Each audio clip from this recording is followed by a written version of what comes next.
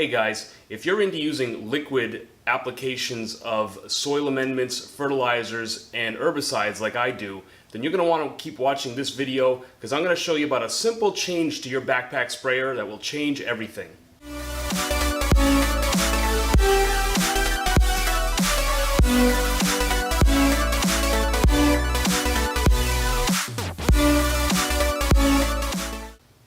So as you can see behind me, I'm one of those lawn guys that likes to put down all my products as much as possible as a liquid.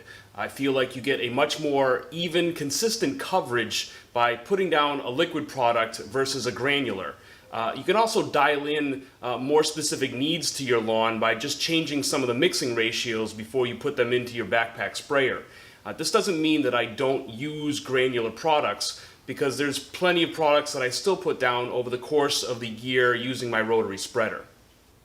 So the change to your sprayer that I was referring to is the sprayer tip that you use for your backpack sprayer. This is a TeeJet air induction tip. It's designed to manage drift and get the most out of the product that you apply to your lawn. What it does is, through different chambers inside the tip, it actually introduces air into the liquid droplets so that they're larger and they fall directly to the ground and they don't drift off into the air or evaporate like the stock tip that probably comes with your backpack sprayer.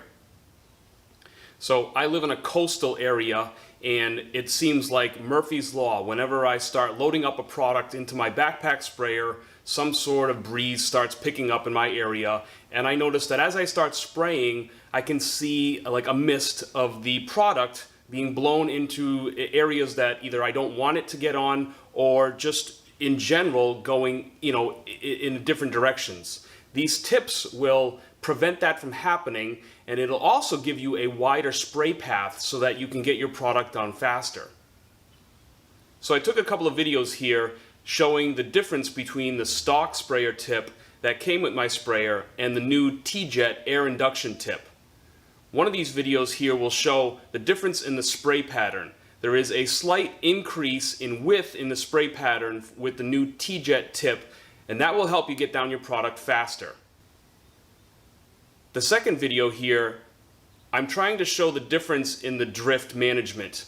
I'm not sure if it's going to show up as clear on the screen as I was expecting. I was trying to get the daylight in just the right location so that you could see the difference, but my point of this was to show that the original stock tip, when sprayed at full pressure, has very fine droplets that seem to, get carried by the breeze and go in places where you're not intending.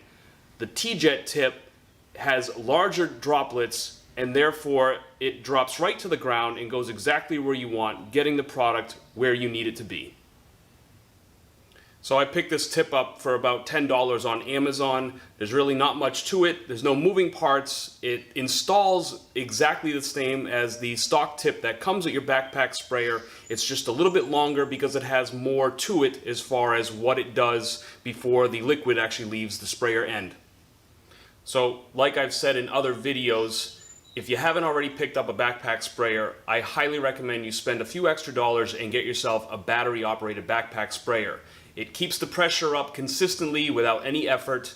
There's nothing wrong with a pump sprayer. It just takes a little bit more effort to keep that pressure up. The pressure is important because if the pressure gets too low, your fan spray pattern will decrease and you won't get the same amount of coverage. Now, I still use my pump sprayer. I just tend to use it for more stronger herbicides that I don't want mixing with the everyday soil amendment or fertilizer products that I use with my battery-operated sprayer.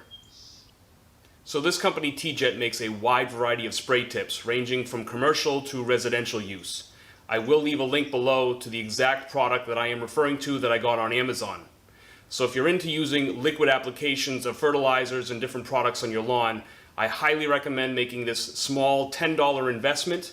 It will really reassure that the products that you're applying go where you want them to go, and so that you could take advantage of all the nutrients that are impacted with this. Thanks for watching, guys. As always, if you like what you see, give me a thumbs up and click that subscribe button so you can keep up with my new content.